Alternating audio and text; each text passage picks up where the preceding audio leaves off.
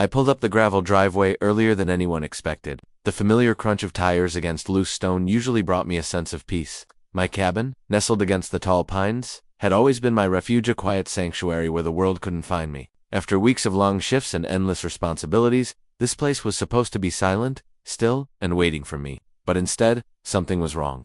The air carried a noise that didn't belong here. Laughter, it drifted through the open windows like an unwelcome guest. My porch light, one I never left on, was glowing in the twilight. And worse, the rocking chair that belonged to my late father was swaying slowly, creaking back and forth as if someone had claimed it as their own. My chest tightened. My cabin wasn't just occupied, it was being lived in. I killed the engine and stepped out, my boots crunching against the stones. The laughter inside faltered, then hushed completely, like someone realized they'd been caught. My eyes scanned the porch, and that's when I saw her. Karen, mid-50s, arms folded tight across her chest, posture stiff as steel. Her sharp bob haircut framed a face set in permanent disapproval, thin lips pressed together. Her expression wasn't surprise, it was expectation, as though she had been waiting for me all along. "You don't belong here," she snapped, her voice sharp enough to cut through the cool evening air. She stepped down the porch steps with the confidence of a landowner confronting a trespasser. Her tone wasn't uncertain, it was commanding, like she had already rehearsed this moment in her mind. I froze, not because of fear, but disbelief.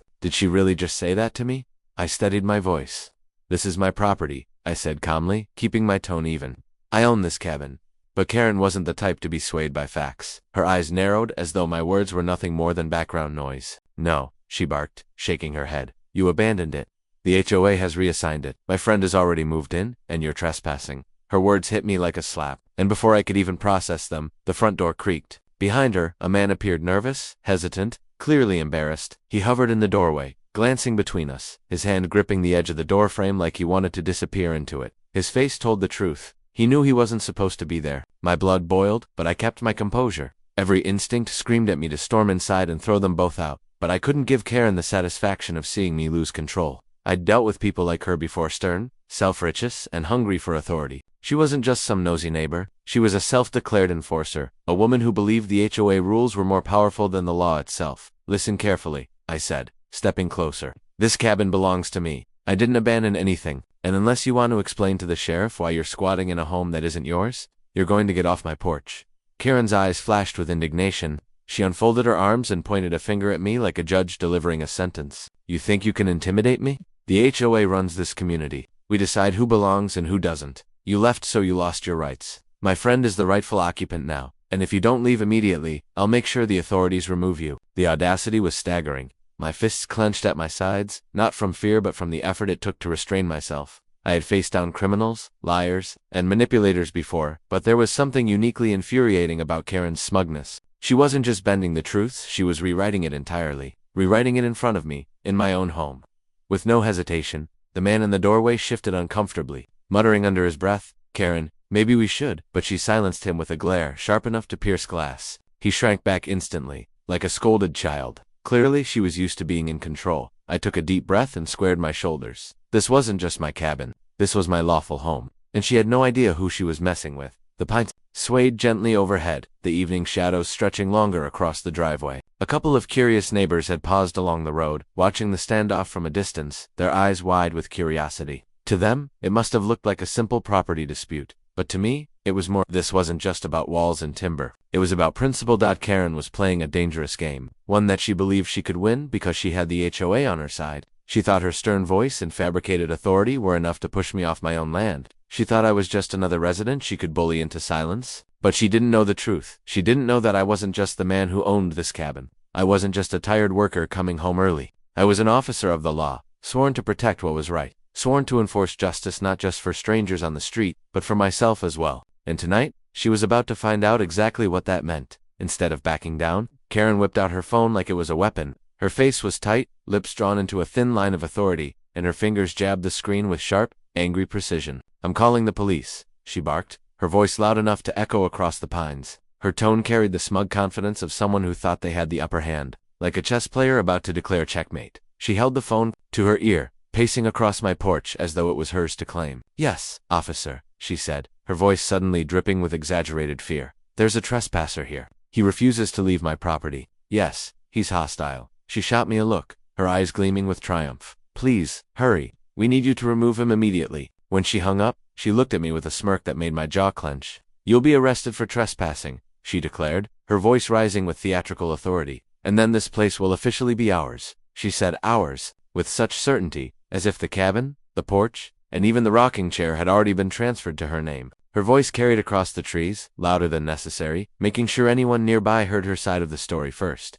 And sure enough, a few neighbors appeared, drifting down the path like moths drawn to firelight. They stood at the edge of the driveway, whispering among themselves, eyes flicking between us. Karen puffed herself up, shoulders back and chin raised, like she was the sheriff of the mountains presiding over a public trial. But I didn't flinch. I didn't panic. I didn't even move. Instead, I leaned back against my truck, the metal still warm from the drive, and crossed my arms over my chest. My eyes locked on hers. Steady, unyielding. It wasn't the reaction she wanted. She expected pleading, excuses, maybe even an attempt to run. Instead, I gave her silence. And silence, to someone like Karen, was more infuriating than any argument I could have made. She kept glancing at me, waiting for the cracks to show. Her smirk wavered once, just for a second, before she forced it back onto her face. "They're on their way," she repeated with a hiss. "You'll be gone before sundown." The man inside the cabin shuffled into view again, his posture hunched with guilt. He lingered near the doorway, rubbing his hands together, eyes darting nervously. "Karen," he muttered, his voice barely audible. "Maybe we shouldn't. Maybe this isn't. Stay inside," she snapped, whipping her head around so fast her earrings glinted in the fading sunlight. Her glare could have burned through him. "This is HOA business. Don't interfere." The poor guy nodded quickly and disappeared again, though I caught the way his shoulders sagged.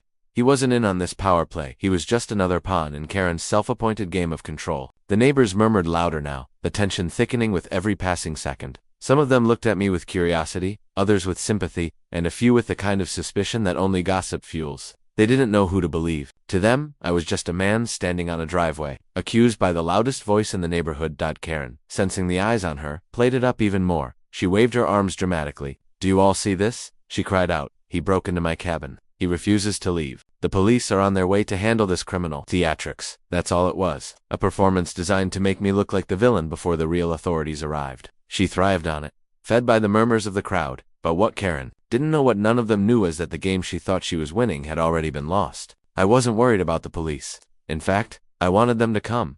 I wanted her to make that call, because the officers she had summoned with such arrogance, the ones she believed would drag me away in handcuffs, weren't strangers to me. They weren't just cops on patrol. They were my people. I had trained with them, worked alongside them, led them. I wasn't just a man defending his cabin. I was an officer of the law. And when they rolled up that gravel road, lights flashing, and sirens cutting through the night, Karen wouldn't be the victim in their eyes. She would be exposed for what she truly was. A bully drunk on her own sense of power, a woman who thought HOA rules trumped actual law, and someone who had just made the biggest mistake of her life. So I stayed where I was, leaning against the truck, arms folded like stone, letting the tension build. Let her smirk. Let her celebrate too soon, because in a few minutes, when those patrol cars arrived, the script Karen had written for herself was going to crumble in front of the entire neighborhood. She pointed directly at me, jabbing her finger like she was hammering down a gavel. "That man is trespassing in this cabin. This is my property now, not his." Her words cracked through the air, bold and commanding, as though sheer volume could turn lies into truth. The two officers stepped out slowly, both resting their hands casually on their belts. They exchanged a quick glance at me, and I caught the flicker of recognition in their eyes. They knew exactly who I was, but to their credit, they kept their expressions neutral. They weren't about to reveal the truth just yet. Instead, one of them spoke with professional calm. "Sir, can we see some identification?" Karen folded her arms tightly and smirked, clearly convinced she had already won. She leaned closer to one of the neighbors and whispered, just loud enough for me to hear, "Finally, he's going to be dragged away." Her confidence radiated like heat off pavement, and she looked at me with the smugness of someone who thought the fight was over. I didn't rush. I didn't argue. I simply reached into my jacket, slow and steady, making sure every eye in that driveway was on me. Karen's smirk widened, as though she could already see the handcuffs. But the smirk froze,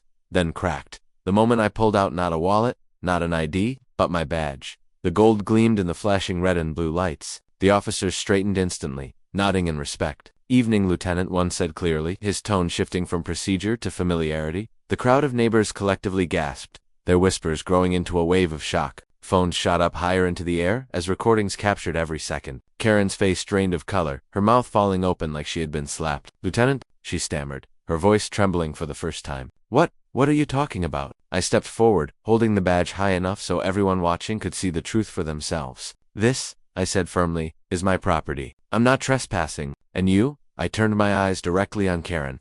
Just wasted police resources on a false claim. The weight of my words settled over the entire scene. The neighbors, who had moments earlier seemed uncertain, now exchanged looks of disbelief and irritation at Karen.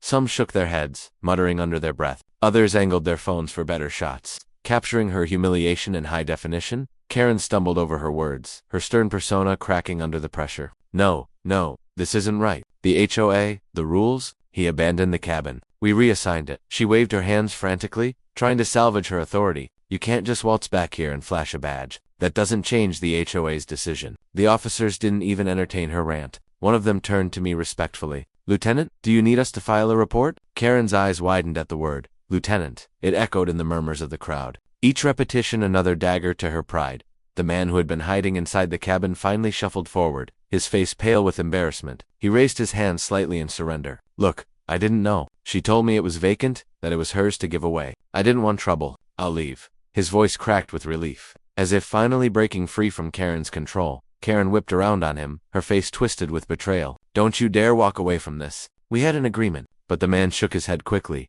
backing away toward the road. No, you had a lie. I'm done. The crowd gasped again, phones recording every dramatic second. The spectacle had flipped on its head. Karen, once the self-proclaimed enforcer of the now stood exposed in the harsh glow of flashing patrol lights, her lies unraveling faster than she could stitch them back together.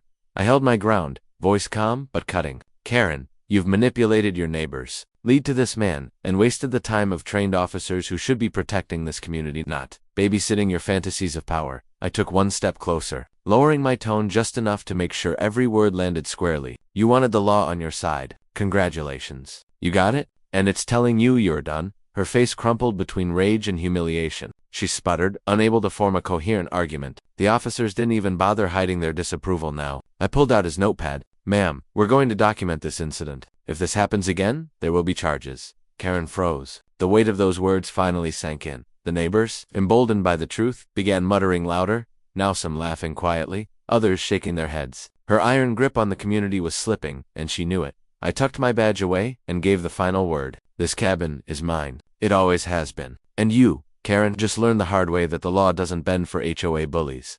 The patrol lights continued flashing, the cameras continued rolling, and Karen stood trembling in the middle of the driveway, not the sheriff of the mountains, but a cautionary tale, caught in the spotlight for everyone to see. Karen's face turned beet red, the color climbing up her neck like wildfire. Her lips trembled as her eyes darted from me to the officers, then back to the small crowd of neighbors recording everything on their phones. She opened her mouth, but her words tumbled out like rocks rolling down a hill, clumsy and frantic. No, you don't understand. The HOA rules. He abandoned the property. We had every right. I cut her off before she could spin another lie. My voice snapped like a whip, sharp and commanding, the same tone I had used countless times in confrontations on duty. Every right to move strangers into my cabin. Every right to take something that never belonged to you. The crowd murmured, the weight of my words slicing through the air. Karen froze, her eyes widening as if she had just realized that every sentence she spoke was digging her hole deeper. I squared my shoulders, stepping closer so she had no choice but to meet my gaze. You don't make the law, Karen, and you certainly don't break into an officer's home and think you'll walk away without consequences.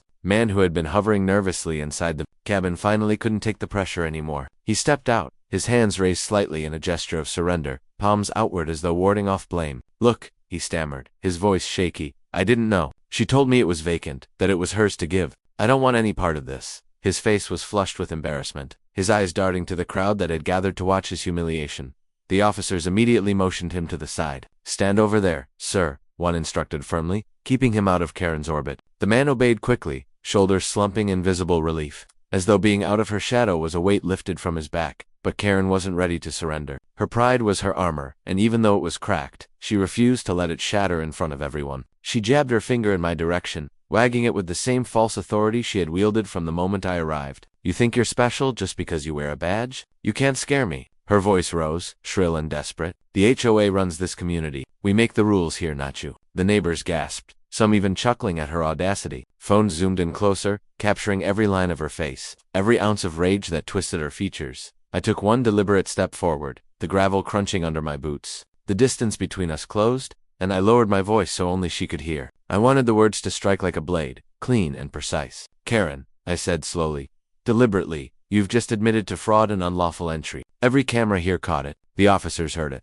And the law is clear. Do you really want to push this further? Her bravado faltered instantly. Her body stiffened, and for the first time, she stepped back. It wasn't far, just one step, maybe two, but it was enough to betray her fear. Her arms, once crossed like a shield, now twitched nervously at her sides. Her lips pressed together so tightly they turned white, and her eyes darted wildly as if searching for an escape that wasn't there. But even as she trembled, her pride wouldn't let her collapse completely. She still glared at me, her eyes narrowed to slits, like a cornered cat refusing to stop hissing even when the fight was lost. The defiance was still there, but it was weaker now, hollow compared to the roaring confidence she had displayed only minutes before. One of the officers stepped forward, his notepad in hand. "Ma'am, we've documented what you've said and what's happened here tonight. You're already on thin ice. If you continue to escalate, this won't just be a report, it'll be charges." Karen whipped her head toward him, her mouth opening in protest, but no words came out. For the first time, she was speechless. She glanced back at the neighbors, her supposed audience of support, but their expressions had turned cold.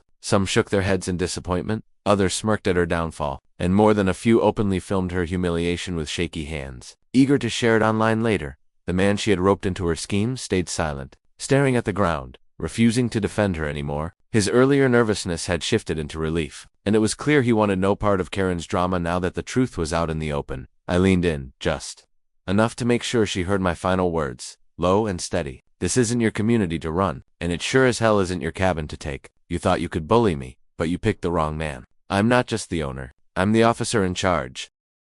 Karen's eyes flickered, the fire in them reduced to dying embers. She swallowed hard, her throat bobbing as she tried to hold on to the last shreds of her authority, but her trembling hands betrayed her. The crowd saw it, the officers saw it, and I saw it. The silence that followed was heavier than any shouting match. Karen had been stripped of her power, her voice, and her control all in the span of minutes. The woman who had stormed the porch like a conqueror now stood, shrinking under the weight of her own lies, a spectacle for the entire neighborhood to witness. And though she still glared at me, that glare was no longer a weapon. It was a shield, paper thin, and breaking at the seams. The officers didn't waste a single second. Their professionalism cut through the tension like a sharp blade. Clipboards in hand, they began writing up a detailed report, documenting everything that had unfolded: Karen's accusations, her slip-ups, and the testimony of the man she had misled into occupying my cabin. Pens scratched against paper while the quiet murmurs of neighbors filled the background. Some stood with their arms crossed, their expressions grim, whispering to each other in disbelief. Others simply shook their heads,